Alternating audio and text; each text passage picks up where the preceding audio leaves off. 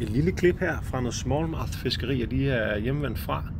Jeg har lige taget et langt kast, men opdager så, at jeg er drevet hen over en større smallmouth bass.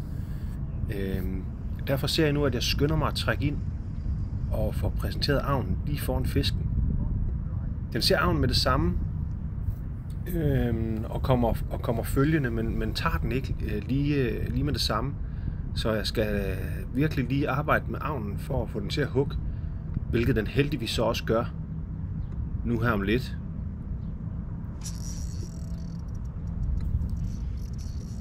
Mega fed situation i det spritklare vand her. Jeg er lige hjemvendt fra en større kajakfiskkonkurrence på Lake St. Clair, Canada siden. Lige her hvor jeg fisker nu, der fisker jeg på godt 2 meter vand, og vandet er som sagt spritklart. Derfor ser jeg, at den her fisk er drevet henover.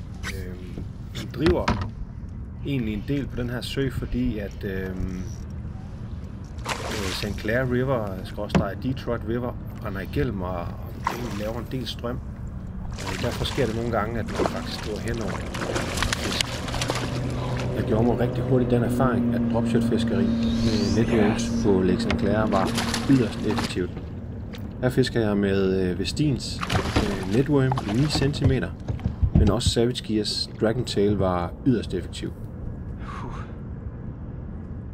På den her lille frække Vestin net på dropshot.